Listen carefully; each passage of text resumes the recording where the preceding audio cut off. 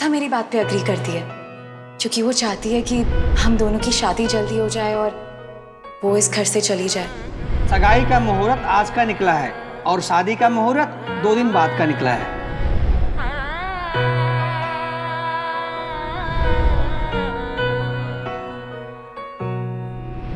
जो मैंने था चाहा तुझे चुभता है, भला बैर मुझसे ये क्यों रखता है।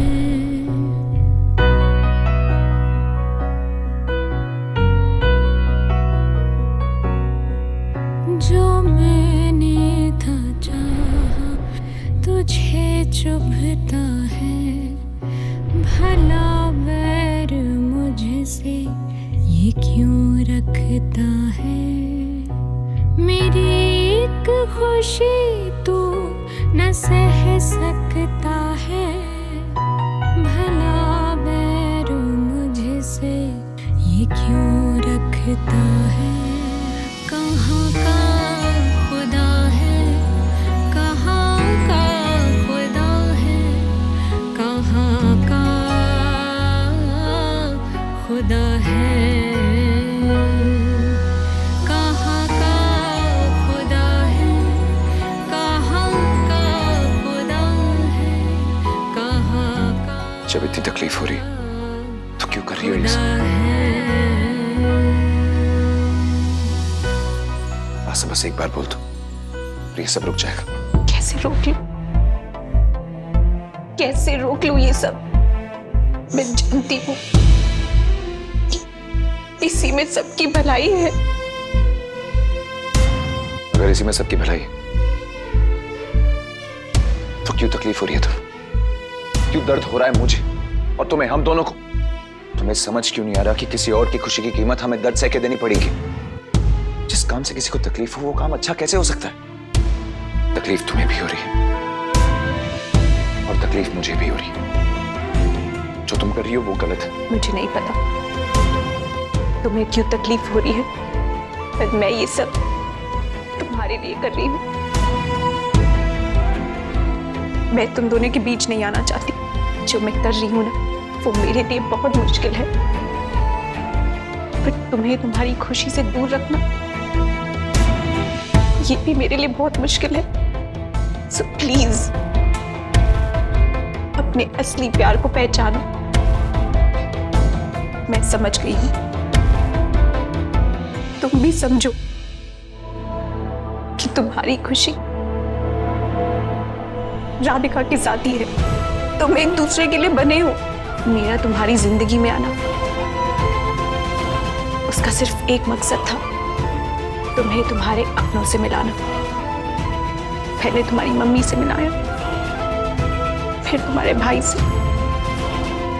और अब बस एक काम बाकी रह गया, तुम्हें तुम्हारे प्यार से मिलाना, और वो मैं करूंगी। यही मेरा मकसद है और तुम्हारी मंजिल। पंडित जी ने आज सगाई का मुहूर्त निकाला है, तो सगाई आज ही होनी चाहिए। ठीक है, तकलीफ नहीं हो रही ना तुम्हें? हाँ, नहीं फर्क पड़ रहा ना? तो ठीक है।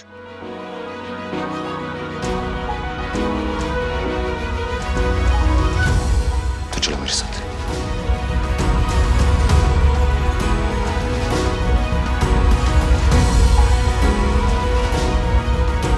अगर यही तुम चाहती हो और अगर तुम्हारी जिंदगी का यही मकसद है, अगर हम अलग होंगे तो ये अंगूठी भी तुमसे अलग होगी। निकालो इसे।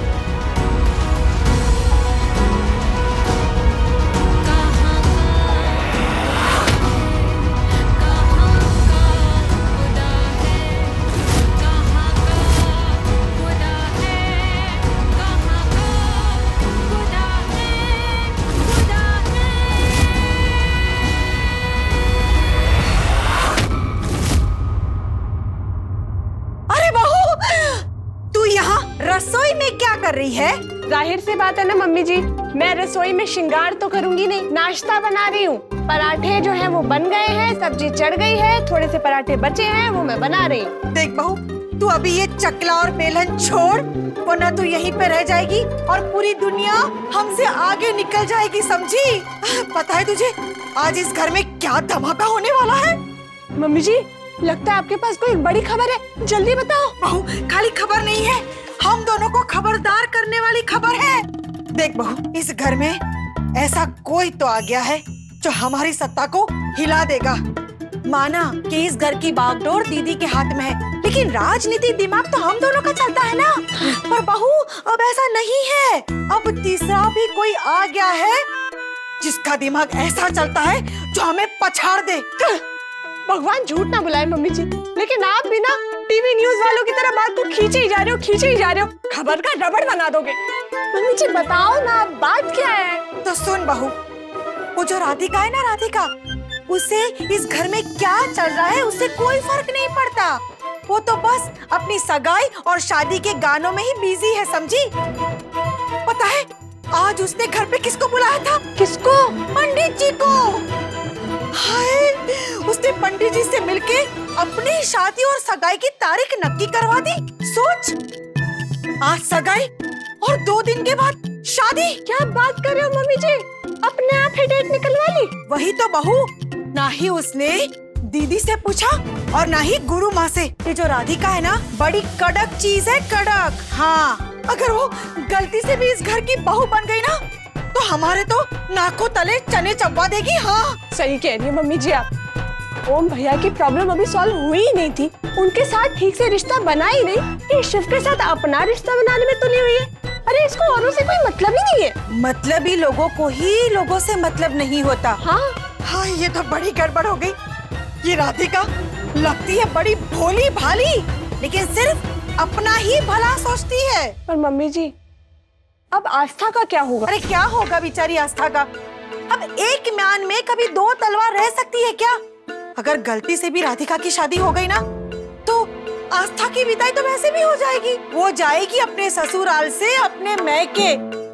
उसे तो घर छोड़ना ही होगा बहू। मम्मी जी चली तो वो पहले ही जाती, लेकिन उसने ये शादी की तैयारियों का काम जो अपने सर पे ले लिया, उसकी वारंटी अभी खत्म नहीं हुई है, वारंटी उसने एक्सटेंड करा ली है। लेकिन बहू, एक्सटेंडेड वारंटी भी कभी ना कभी खत्म होती ही है, और जब वो खत्म होती है ना, तब सामान की कोई कीमत नहीं रहती। सामान को तो घर के बाहर फेंक दिया जाता है, समझी? मम्मी जी एक बात कहूँ आपसे, दिमाग का खेल खेलते खेलते मैंने अपने दिल की कभी सुनी ही नहीं। मेरा दिल हमेशा कहता था कि, क्या कहता है तेरा दिल? भगवान झूठ ना बुलाए, लेकिन मेरा दिल हमेशा कहता था कि आस्था और शिव की जोड़ी कभी टूटनी नहीं चाहिए। उनकी जोड़ी साथ में कितनी अच्छी लगती है, वो हमेशा साथ रहे। बेवकूफ, तो ये बात तूने मुझे पहले क्यों नहीं बोली? अरे मम्मी जी, मैं वही तो आपसे बोल रही हूँ, मैंने कभी दिल की सुनी ही नहीं, हमेशा दिमाग की सुनी। पर अब ये दिल कह रहा है कि काश आस्था और शिव एक हो जाए। हाँ, अब मेरा दिल भी यही कहने लगा है कि शिव और आस्था एक हो जाए। हाय बहू, अगर गलती से भी वो राधिका इस घर की बहू बन गई ना, तो तेरा और मेरा ओहदा तो खतरे में पड़ जाएगा। और वो दीदी को ऐसे आटे में ले लेगी, ऐसे। तू और मैं फिर जिंदगी भर इसी आटे की रोटियां बेलते रहेंगे। हाँ, मुझे ये रोटियां नहीं बेलनी, मुझे पापड़ बेलने हैं। मेरे कहने का मतलब है, मुझे पापड़ की फैक्ट्री संभालनी है। जब मैं शादी करके इस घर में आई थी ना, तो मैंने सोचा था कि मैं बड़ी माँ को खुश कर दूंगी, और फिर बड़ी माँ मुझे एक ना एक पापड़ की फैक्ट्री तो संभालने के लिए दे ही देगी। बहू, मैंने भी ऐसा ही सोचा था। हाँ, ये जो मेरे पति है ना, तुम्हारे ससुर, हाँ, जो हमेशा बड़े भैया की आगे पीछे चक्कर लगाते रहते हैं, वो कभी ना कभी तो अपनी फैक्ट्री खोलेंगे और वहाँ पे कुछ काम करेंगे। तभी तो बहू, मैं हमेशा दीदी की जी हजूरी करती रहती हूँ, लेकिन ऐसा कुछ भी नहीं हुआ। पर तू मुझे टॉपिक से भटका मत। मैंने क्या किया? अरे मैं जो कह रही थी वो सुन। वो जो राधिका है ना, राधिका, वो जितनी जमीन के ऊपर दिखती है ना, उतनी जमीन के अंदर है, समझी कुछ? भगवान झूठ ना बुलाए मम्मी जी, लेकिन मुझे लगता है कि ओम भैया को घर से बाहर निकालने में जो राधिका ने हमारी मदद की है ना, हाँ उसमें भी राधिका को कोई अपना ही फायदा होगा। हाँ, और उसका फायदा मतलब हमारा नुकसान। हाँ, बस मुझे तो यही हो रहा है कि शिव और आस्था मिल जाए, आस्था ही इस घर की बहू रहे और हम दोनों बच जाए। मैं भी चाहती हूँ कि आस्था और शिव हमेशा साथ रहे, क्योंकि आस्था सच में बहुत अच्छी है। हाँ, वो अपना दिमाग कभी भी गलत काम में नहीं लगाती। अरे पर अब तो उसे गलत जगह पे दिमाग लगाना चाहिए कि नहीं, वरना आज शाम को तो राधिका की सगाई हो जाएगी, फिर हम क्या करेंगे? वो कम से कम अपने बारे में नहीं तो परिवार के बारे में तो सोचे। हाँ, उसे क्या दिखाई नहीं देता कि ये सगाई से, ये शादी से कोई भी खुश नहीं है? तो क्या करे मम्मी जी? हाँ, एक बार शिव भैया से बात करें। अरे बहू, उससे बात करके क्या होगा? अगर शिव ये शादी करना चाहता ही नहीं तो वो मना कर सकता था ना। अरे वो तो इस तरह से काम कर रहा है जैसे किसी ने कोई गन रखी हो उसके सर पर। उसे बोल के कोई फायदा नहीं है। तो फिर क्या करें? हाँ, अगर इस सगाई या शादी को कोई रुकवा सकता है तो वो है राम का भाई लक्ष्मण। हाँ? लक्ष्मण? हाँ, लक्ष्मण।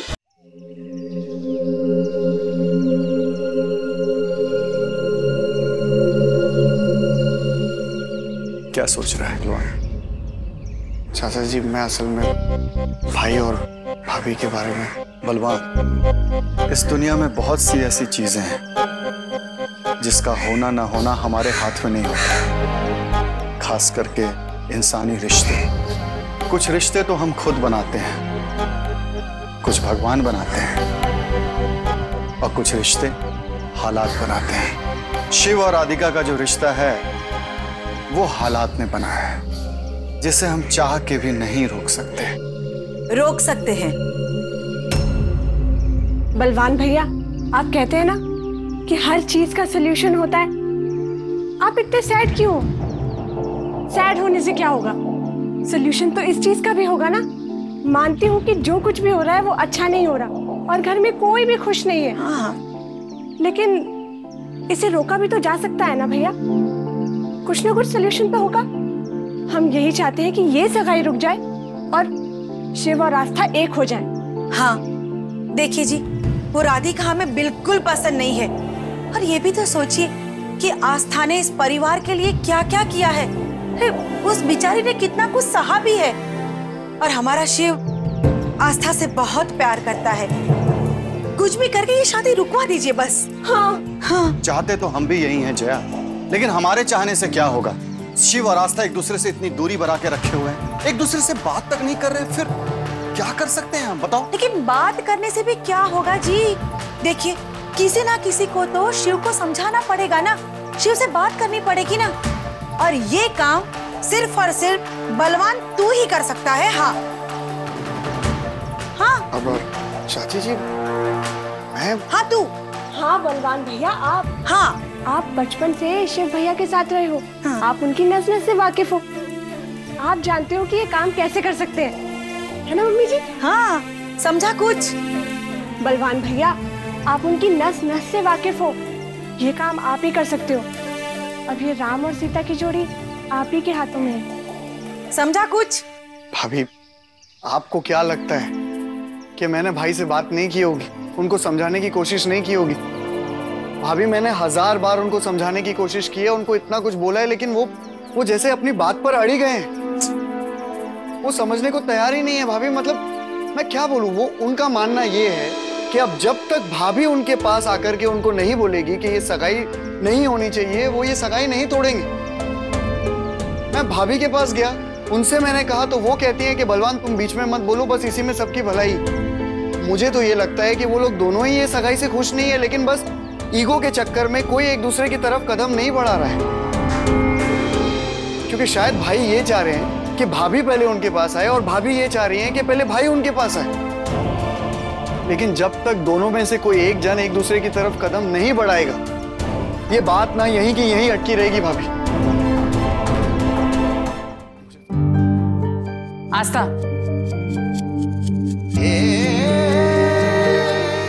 सिर्फ अंगूठी निकाल देने से रिश्ता खत्म नहीं हो जाता। राधिका आई थी मेरे कमरे में खुशखबरी देने। क्या तुम अभी कुछ नहीं बोलोगी?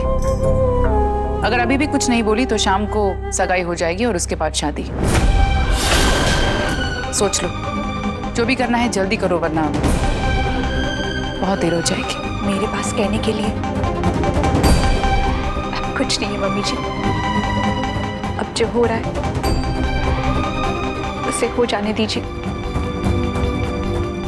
इसी में सबकी खुशी है, सबकी भलाई है। और तुम्हारी खुशी?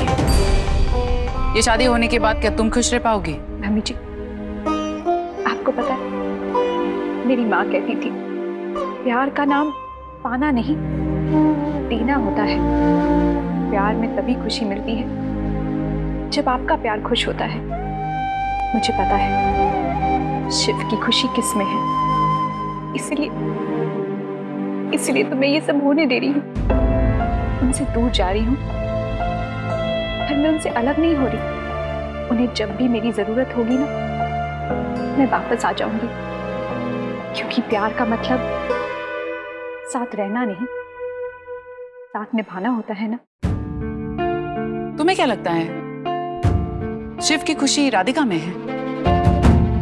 जो तुम कर रही हो ना वो सही है आस्था, लेकिन जो तुम सोच रही हो ना वो गलत है। मैं गलत सोच रही हूँ? पर उनका रिश्ता तो आपने ही। हाँ, मैंने इस रिश्ते के लिए हामी भरी थी, लेकिन मन से नहीं। क्या है ना आस्था, कुछ चीज अगर हमारे पास होती है तो हमें उसकी कदर नहीं होती। जब वो हमसे दूर चली जाती है तब हम उसकी कीमत समझते हैं। सोचा था कि शिव और राधिका की शादी होते हुए जब तुम देखोगी तब तुम्हें एहसास होगा इस बात का कि शिव के प्यार को ना समझकर तुम कितनी बड़ी गलती करने जा रही हो। शिव तो राधिका से प्यार करते हैं। मैंने खुद अपनी आंखों से देखा, खुद अपने कानों से सुना।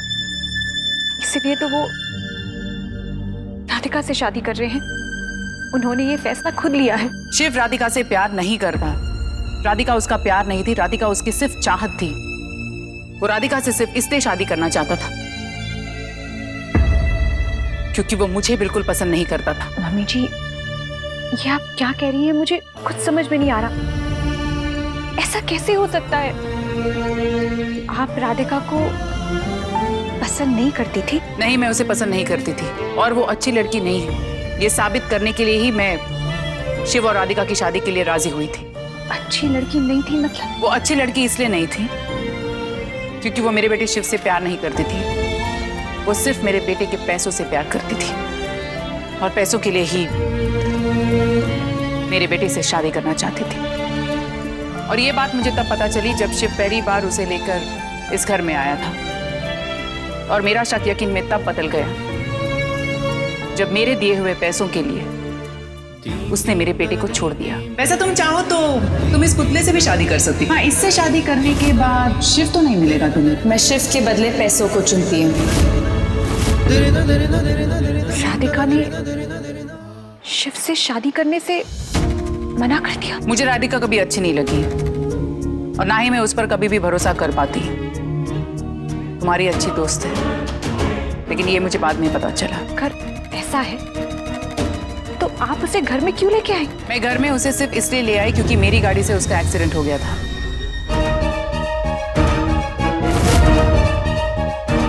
और शायद तुम्हें भी याद होगा कि जैसे मैं उसे इस घर में लेके आई तो शिव ने मुझसे सवाल पूछा था। यही सवाल पूछा था कि मैं उसे इस घर में क्यों ले आई हूं, क्योंकि तभी उसे इस बात का एहसास हुआ था कि वो तुमसे कितना प्यार करता है।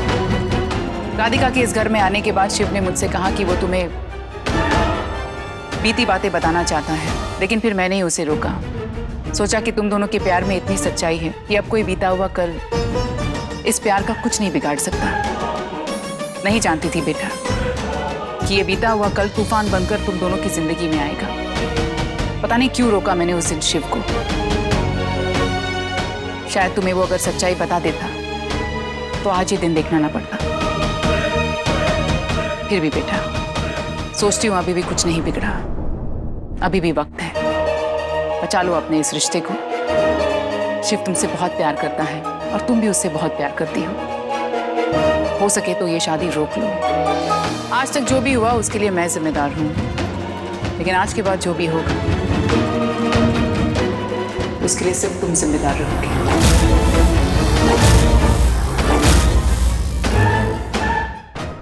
एक आस्था ऐसी भी।